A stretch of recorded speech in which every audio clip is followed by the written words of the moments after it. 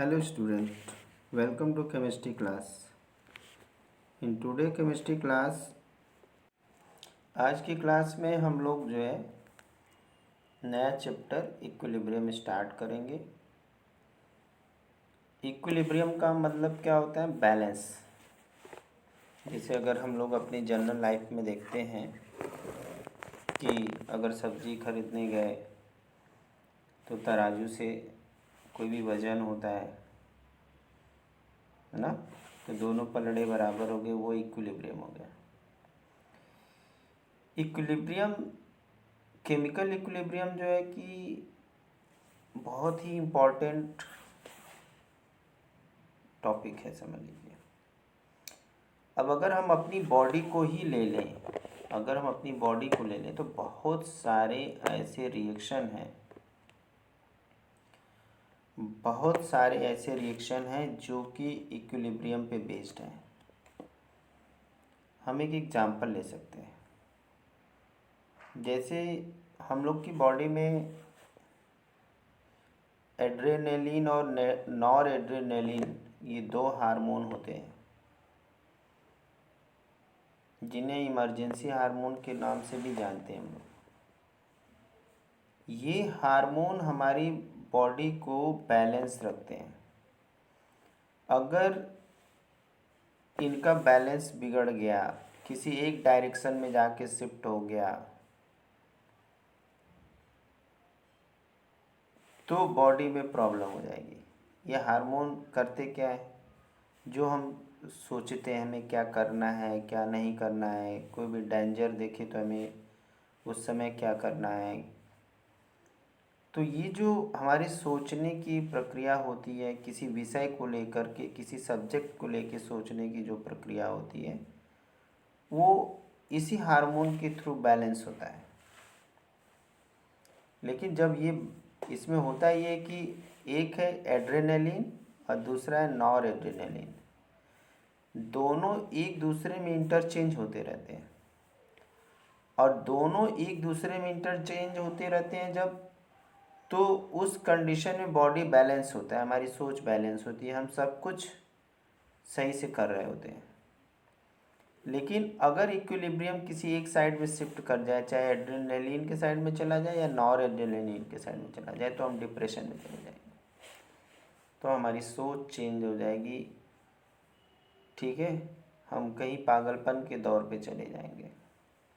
दूसरी इक्विलिब्रिया हमारी आँखों में होता है। हमारी आँख में जो है कि हार्मोन होता है, केमिकल होता है आइडोप्सिन और रोडोप्सिन। आइडोप्सिन जो है कि हमें दिन के समय देखने में काम आता है, रोडोप्सिन जो है हमें रात में देखने के समय काम आता है। दोनों इंटरचेंज होते रहते हैं। लेकिन अगर इन दोनों का इक्विलिब्रिया किसी एक साइड में शिफ्ट कर जाए, तो हमारे विजन पे बहुत बुरा इफेक्ट पड़ेगा। जैसे सुना होगा ना, रतौंधी हो जाती है, दिन शाम होते होते जो है कि दिखता नहीं है, क्योंकि आइडोप्सिन से रोडोप्सिन नहीं बन पा रहा है, चेंज नहीं हो पा रहा है। ऐसे ही बॉडी में शुगर बैलेंस करने के लिए हार्मोन होते हैं, ग्लूकेगॉन और इंसुलिन। इंसुलिन एक्स्ट्रा ग्लूकोज को स्टोर कर लेता है ग्लाइकोजन के फॉर्म में। ग्लूकेगॉन जब ज़रूरत पड़ती है तो उसी ग्लाइकोजन को ग्लूकोज में कन्वर्ट कर देता है। इन दोनों में से किसी का भी अगर बैलेंस बिगड़ जाए, इक्विलिब्रिया डिफरेंट हो जाए, तो बॉडी में शुगर होना, डिजीज़ होना पक्का है। तो इक्विलिब्रिया ये बहुत इम्पॉर्टेंट चीज़ है। ये तो हमने बॉडी का एग्जांपल ले लिया। इन्वायरमेंट में जैसे कि वाटर साइकिल चलती है, डिफरेंट टाइप की मिनरल साइकिल चलती है, ये इक्विलिब्रियम पे बेस है। लेकिन जैसे जैसे इक्विलिब्रियम ब्रेक हो रही है, डिफॉरेस्टेशन के कारण, पॉल्यूशन के कारण, तो वो इक्विलिब्रिया शिफ्ट हो रही है। इसी वजह से न समय से बारिश होती है, न समय से जो है गर्मी पड़ती है, न ठंड पड़ती है। क्यों? क्योंकि हमारे जो डिफरेंट टाइप की साइकिल्स हैं इन्वायरमेंट में उनका इक्विलिब्रियम बिगड़ चुका है, बिगड़ रहा है। समय रहते अगर हमने उसको नहीं देखा तो दिक्कत हो जाएगी। बॉडी का एक दूसरा एग्जाम्पल भी ले सकते हैं, जैसे ऑक्सीजन और हीमोग्लोबिन का रिएक्शन है। ऑक्सीजन हीमोग्लोबिन के थ्रू बॉडी में ट्रांसपोर्ट होती है, वो हमारे लंग टू मसल सेल में हीमोग्लोबिन के थ्रू ही जाती है। जब ऑक्सीडेशन का काम पूरा हो जाता है तो कार्बन डाइऑक्साइड मस्कुलर सेल से निकल करके हीमोग्लोबिन के थ्रू लंग तक आ जाती है।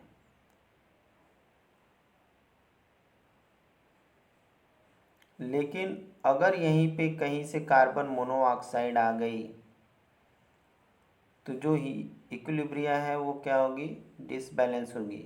वो हीमोग्लोबिन कार्बन मोनोऑक्साइड से जुड़ जाएगा और टॉक्सिक हो जाएगा। ये हमारी इक्विलिब्रिया होगी जो हम अपनी जनरल लाइफ की बात कर रहे हैं। अब अगर हमें देखना ही है तो पानी अगर घर में हम उबाल रहे हैं बंद कंटेनर के अंदर,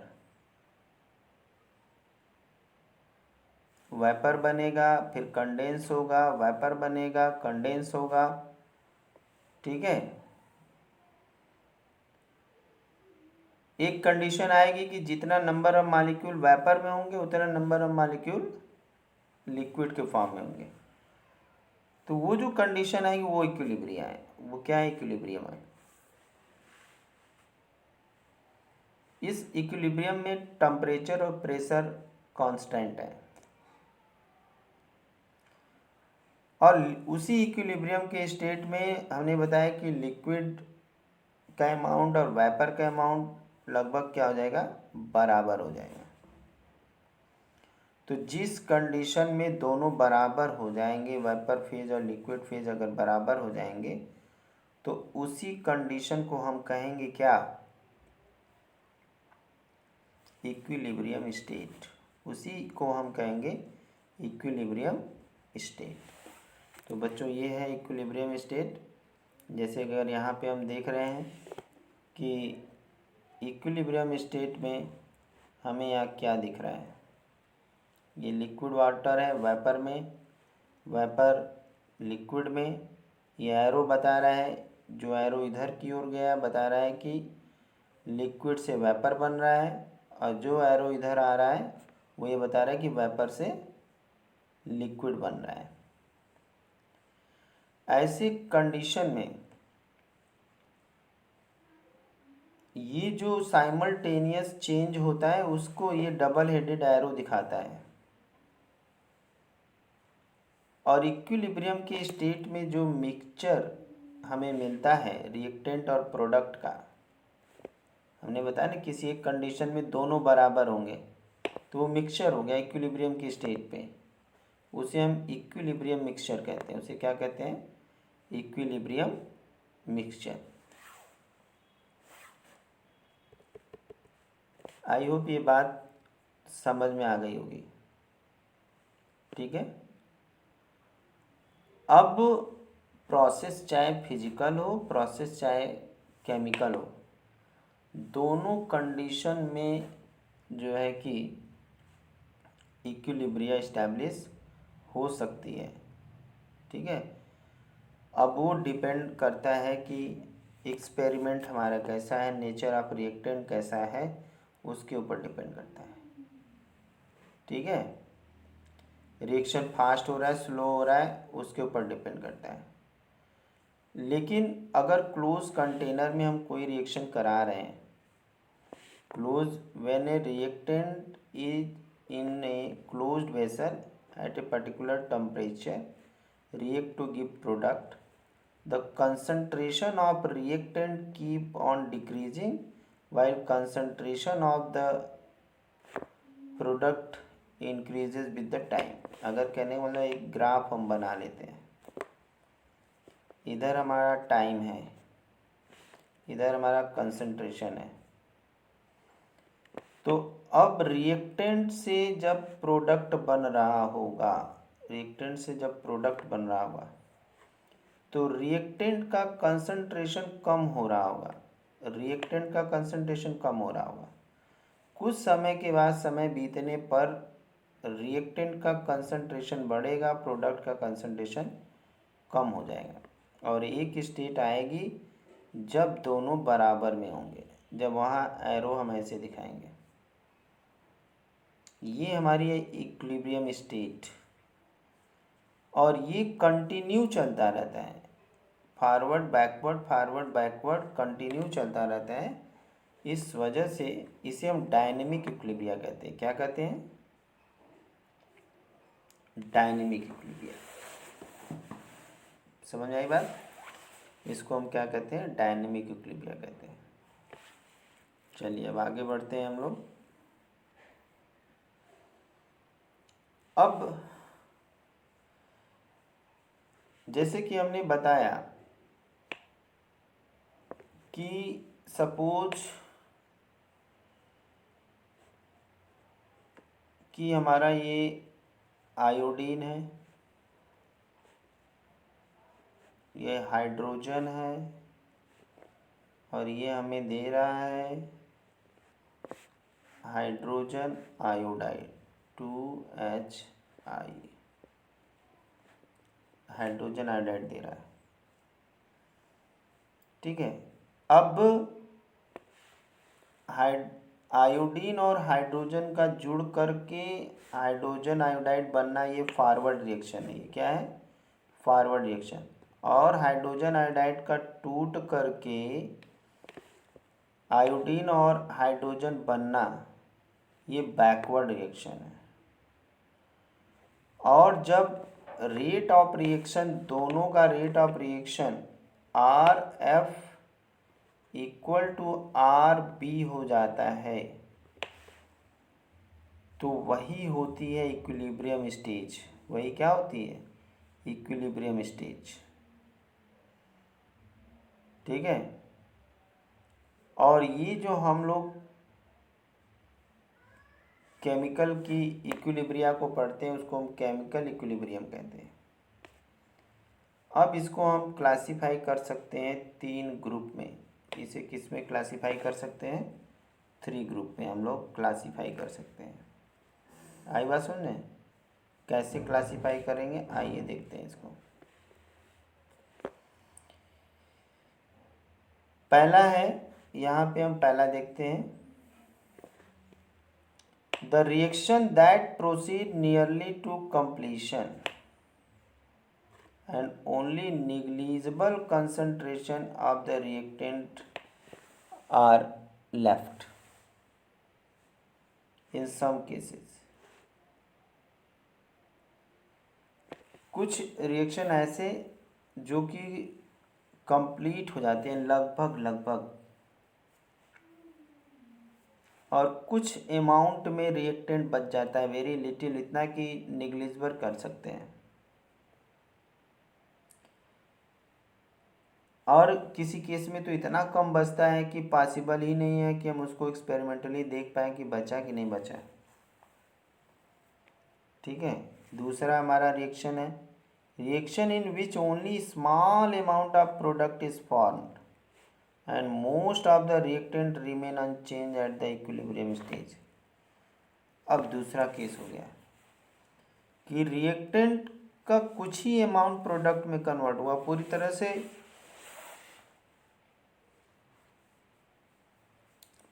से कन्वर्ट भी नहीं हुआ, पूरी तरह से कन्वर्ट भी नहीं हुआ। अब most of the reactant part बचा रह गया इक्विलिब्रियम के स्टेज पे। तो एक रिएक्शन ये हो गया, एक रिएक्शन हमने देखा कि रिएक्टेंट बचा ही नहीं, दूसरा देखा कि रिएक्टेंट ही बचा रह गया, प्रोडक्ट बहुत स्मॉल अमाउंट में बना। और तीसरा क्या होगा? तीसरा होगा कि reaction in which concentration of reactant and product are comparable. तीसरा हमने रिएक्शन देखा कि जब हम इक्विलिब्रियम के स्टेज पे पहुँचे तो रिएक्टेंट और प्रोडक्ट इक्वल अमाउंट में थे, इक्वल अमाउंट में। और वही सिस्टम कहाँ पे है, इक्विलिब्रियम में है। सिस्टम वहीं पे क्या है, इक्विलिब्रियम पे है। ठीक है, तो ये 3 क्लास होते हैं रिएक्शन की। फिर से एक बार बता दें, पहला हमारा हो गया कि रिएक्टेंट कंप्लीटली कंज्यूम हो गया, कुछ बचा ही नहीं, बचा भी तो निग्लिजिबल। प्रोडक्ट जो है कि पूरा पूरा बन गया, एक रिएक्शन हो गया। दूसरा हो गया कि रिएक्टेंट ही ज़्यादा बच गया, प्रोडक्ट बहुत कम बना। तीसरा हो गया कि रिएक्टेंट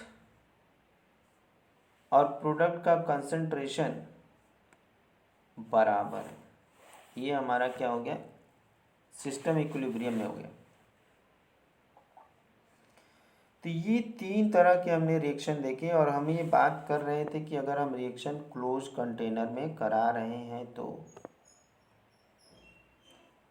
अब अगर ये इक्विलिब्रियम का जो प्रोसेस है,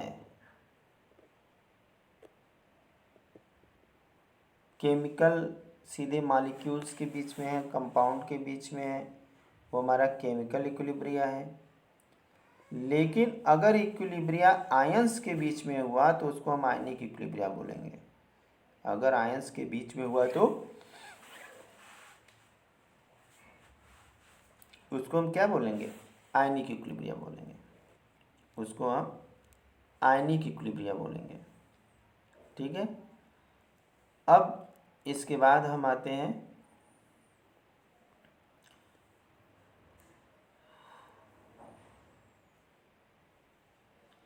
एक चीज़ क्लियर रखना, जैसे हम आइस और वाटर की बात करते हैं, दोनों एक पर्टिकुलर टेम्परेचर प्रेशर पे इक्विलिब्रियम में हो रहा है। किसी भी प्योर सब्सटेंस के लिए अगर हम बात करें, किसी भी pure, for any pure substance at atmospheric pressure the temperature at which the solid liquid phase are at the equilibrium called normal melting point और freezing point। किसी का भी हम फ्रीजिंग पॉइंट, मेल्टिंग पॉइंट का अगर डिफिनेशन बताते हैं तो यही बताते हैं कि सॉलिड और लिक्विड फेज जहाँ पे इक्विलिब्रियम में आ जाए वही टेम्परेचर जो होगा उसका फ्रीजिंग पॉइंट हो सकता है, वही उसका टेम्परेचर मेल्टिंग पॉइंट हो सकता है। वही नॉर्मल फ्रीजिंग पॉइंट है, वही नॉर्मल मेल्टिंग पॉइंट है। अब यहाँ पे ये कह सकते हैं कि बोथ द प्रोसेस, चाहे मेल्टिंग हो और चाहे फ्रीजिंग हो, साइमल्टेनियसली हो रही हो, both the process occur at the same rate हो रहा हो, तो ये हमारा इक्विलिब्रिया होता है। फिजिकल इक्विलिब्रिया हम लोग देखते हैं। ठीक है, अब इसके बाद हम लोग आते हैं नेक्स्ट टॉपिक पे। हमारा अगला टॉपिक है इक्विलिब्रियम। सारी जगह कॉन्सेप्ट सेम है। ठीक है, हमें मेन अब देखना है, अब हम आएंगे general characteristic of the equilibria के पास। General characteristic of equilibria involving physical process. Physical process का मतलब हो गया जैसे कि आइस वाटर में हो गया, लिक्विड वेपर में हो गया, लिक्विड सॉलिड में हो गया, गैस वेपर में हो गई, सॉरी लिक्विड में आ गई। ये फिजिकल इक्विलिब्रिया है। तो पहला कैरेक्टरिस्टिक फीचर ये है कि equilibrium is possible only in the close system eight A given temperature. अगर फिजिकल इक्विलिब्रिया की बात कर रहे हैं तो ये पॉसिबल तभी है जबकि क्या है, जबकि क्लोज कंटेनर ले लें, और दूसरी बात की जो अपोजिंग फोर्स हैं सेम रेट पे हैं, यानी कि rate of reaction forward direction के लिए और rate of reaction backward direction के लिए दोनों इक्वल हैं, और वो डायनेमिक हैं स्टेबल कंडीशन में। और जो भी मेजरेबल प्रॉपर्टीज़ हैं, मेजरेबल जिसको मेजर कर सकते हैं, of the system remain constant, वो सारी चीज़ें कांस्टेंट रहती हैं। ठीक है, चलिए एक ग्राफ देखते हैं हम लोग यहाँ पे। जैसे ये ग्राफ है, उससे पहले 2 पॉइंट और हम डिस्कस करेंगे पहले, तब फिर उसके बाद हम इस पॉइंट पे आएंगे। ठीक है, अब जैसे यहाँ पे दिया when equilibrium is attend for the physical process, it is characterise by the constant value. वहाँ पे हमें एक कांस्टेंट वैल्यू मिलती है ऑफ 1 इट्स पैरामीटर। ठीक है, जो कि अगले टेम्परेचर की लिस्ट में दिया हुआ है। Magnitude of such quantity at any stage indicate the extent to which the physical process has proceed. जो कांस्टेंट की वैल्यू है उससे हमें ये पता लगता है कि किस एक्सटेंट तक रिएक्शन कंप्लीट हुआ है। ठीक है, ये हमारा कैरेक्टरिस्टिक फीचर होता है। एक बार फिर से बता देते हैं कि कैरेक्टरिस्टिक फीचर क्या होता है। ठीक है, क्या है? पहला है कि equilibrium is possible only in close system. अगर क्लोज कंटेनर है तभी पॉसिबल है एट ए गिवन टेम्परेचर। अपोजिंग फोर्सेस अगर सेम रेट से हो रहे हैं तभी पॉसिबल है। रिएक्शन डायनेमिक होगा, स्टेबल कंडीशन होगी, और सभी जो मेजरेबल प्रॉपर्टीज़ हैं वो सिस्टम की रिमेन कांस्टेंट, चाहे वो कंसंट्रेशन हो, रेट हो, सब कांस्टेंट है। और जब इक्विलिब्रियम फिजिकल स्टेट में आ जाती है तो जो कांस्टेंट की वैल्यू होती है उससे हमें ये पता लगता है कि कितना रिएक्शन हुआ है, किस लेवल तक हुआ है, ये पता लग जाता है। ठीक है, और इसी तरह से जो magnitude of such quantities at any stage indicate the extent to which physical process has been proceed. किसी भी पैरामीटर की जो है कि जो मैग्नीट्यूड होता है किसी भी स्टेज में, वो ये बताता है कि किस लेवल तक फिजिकल प्रोसेस कंप्लीट हुआ है। अब इसके बाद हम लोग देखेंगे equilibrium in the chemical process. अभी वो फिजिकल प्रोसेस था, अब हम लोग केमिकल प्रोसेस देखेंगे। अब यहाँ पे केमिकल प्रोसेस में जो रिएक्शन है वो डायनेमिक होता है, वो भी क्या होता है? डायनेमिक होता है। ठीक है, अब जैसे यहाँ एक रिएक्शन के लिए ग्राफ दिया हुआ है,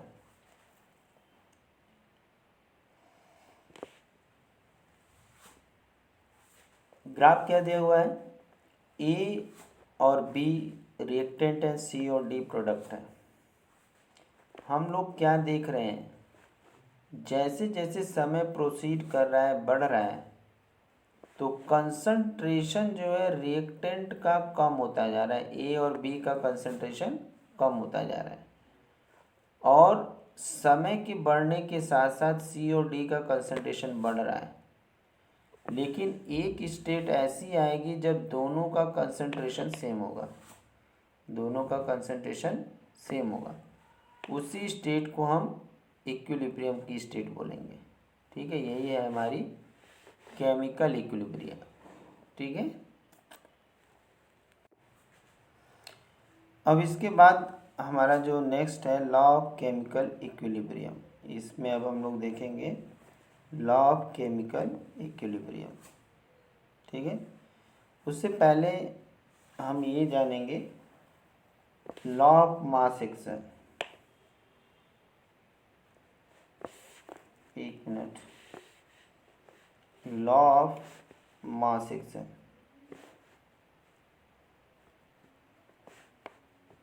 ऑफ मास एक्शन। तो पहले तो इसमें हमें जानना होगा active mass. Active mass, active mass क्या होता है? एक्टिव मास होता है मोलर कंसंट्रेशन। एक्टिव मास किसको कहते हैं? मोलर कंसंट्रेशन को। ठीक है।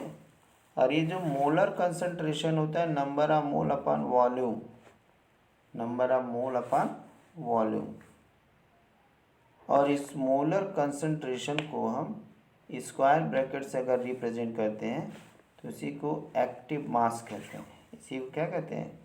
एक्टिव मास कहते हैं। इसको हम क्या कहते हैं? एक्टिव मास कहते हैं। ठीक है।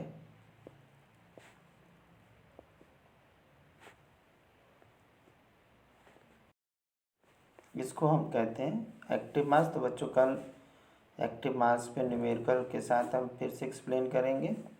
ओके, आज के लिए इतना ही। Thank you, have a nice day.